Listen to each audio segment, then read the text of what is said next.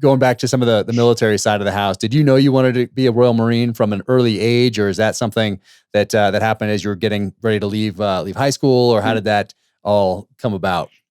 Yeah. Well, my life in a little bit a series of just opportunities. I'm an opportunist. I've never had a plan, and I've got to the stage where I know that the way I am, there's no point in having a plan. I mean, I can tell you a little bit about how I ended up in the Marines for sure.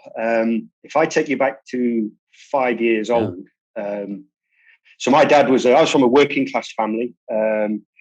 I think the dynamic for the British Marines is actually quite different to you guys. It's very common for the Royal Marines are populated by working class people and very often from broken homes, and I fit that demographic. But if I take you back to 5 years of age, my dad was a vehicle mechanic. And the town that I grew up in a town called Hucknall, which is in the Midlands. If you guys know of Robin Hood, that's where the legend of Robin Hood, just to try and put your listeners onto something geographical that they can relate to. So that's the area in the UK that I grew up, on the outskirts of Sherwood Forest. So I sat in, my dad was a mechanic, and in Hucknall, one of the main employers in the area was Rolls-Royce. Rolls-Royce, the engine manufacturer, had a big facility there. One of the things they used to do was maintain one of the last few flying Spitfires from the Second World War. There's a handful that are still airworthy, and one of them used Rolls-Royce in Hucknall. So through my dad as a mechanic, he knew one of the mechanics that used to maintain the Spitfire. So as a 5-year-old kid, I was sat in this Spitfire, and I've got a photograph of it that I treasure. Me with 5 years old, bleach blonde hair, wearing an outrageously ridiculous jumper, looking at the camera and smiling. And you can see that the light bulb's gone on. I'm going to be a pilot. That's all I wanted to be as a kid, was a pilot. So my family life was perfectly average up until about the age of 11 or 12, which is where my parents were divorced. And so there's a little element of rogue in there, I think, which is quite common, but there's a naughty at school. I ended up with a social worker at about the age of 15, that was the kick up the backside that I needed. That was like other people over and above my family realizing. My family were telling me my behavior was unacceptable, but when I got a social worker, it was like, okay, right, yeah, now I am naughty. Maybe I should change my behavior. But parallel to all the chaos of me, being a bit of a rogue at school, because I'd had this thing about flying, and I'm convinced it goes back to that just few minutes that I spent in that cockpit. I wanted to be a pilot. So I joined the Air Cadets, which, I don't know what you guys are like over here. I mean, I'm going to get so much ribbing from my colleagues in the Marines when I get home for admitting this, but actually a really, I'm going to own it, really, really important part of my upbringing. It taught me discipline. It taught me respect. It taught me commitment. So I had to parade twice a week. I had to be well turned out. My hair was short. I had to stand up straight. I had to polish my boots and iron my shirt, all of that stuff that for a 13-year-old kid is nigh on impossible. But you had to do that. You had to be on the parades through the week to do the cool stuff at the weekend, which is what I needed to get at.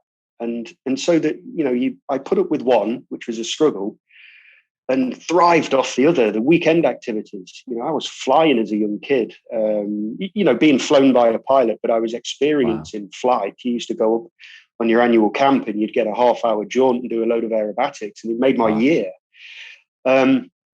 So bear with me, this is all talking about pilot, and we know that I spent 20 years in the Marines, but it'll all come round. I thrived on the Air Cadets. I reined in my behavior at the Air Cadets. I knew I was being bad. I made a conscious effort of going there, and I got involved in almost every activity that I could. I was shooting for my squadron. I was running cross country for my squadron. I was swimming for them. I was playing rugby for them. It was anything and everything. It was different every weekend. And a really positive part of my childhood that ran parallel to quite a negative part of my childhood. So at the age of 17, I joined to apply to the RAF to to become a pilot. And I failed the medical. I was asthmatic when I was young, and I completely pulled the rug out from under my feet. And I was really, really lost. I did manage to claw some of my education back. Like I say, I had this social worker, and that was proof that my behavior was unacceptable. So I did make an effort at school for the last few years. And at one point, I was offered a place at university to go and do an industrial design degree, which didn't excite me in the slightest. I couldn't think of anything I'd rather do less. I had this pilot thing, but then that just stopped dead. And so as a 17, 18-year-old lad, I was lost. I had an option, but I hated the idea of it. And there just happened to be, perfectly randomly, a guy in my sixth form, so I'd be, like I say, 17, 18 at the time, who was applying to join the Royal Marines. And I watched his training regime. I watched him at school. I watched him training. I watched him going to the gym regularly between his classes, and watched him going out running. And I knew that he'd gone to Lympstone on the south coast of the UK. And a few weeks later, 30 weeks later, 6 months, the word came back to sixth form. Yeah, Mike, he's passed. So I actually joined the Marines as a stopgap. I joined the Marines. I thought to myself, I'm just going to have a go at basic training. I never expected to pass. It was just to give myself, because these events happened fairly closely together, being knocked back by the RAF, finishing my education. I knew I didn't want to go on and do a degree. I can't sit still. I can't. I find it really difficult to sit in class and behave myself. I get it. You get a flavour for what I'm. Yeah. So I'm like, I'm just going to go and join the Marines and see how far I can get through training. Just give myself something to aim for, something to occupy myself with, just a little bit of direction briefly.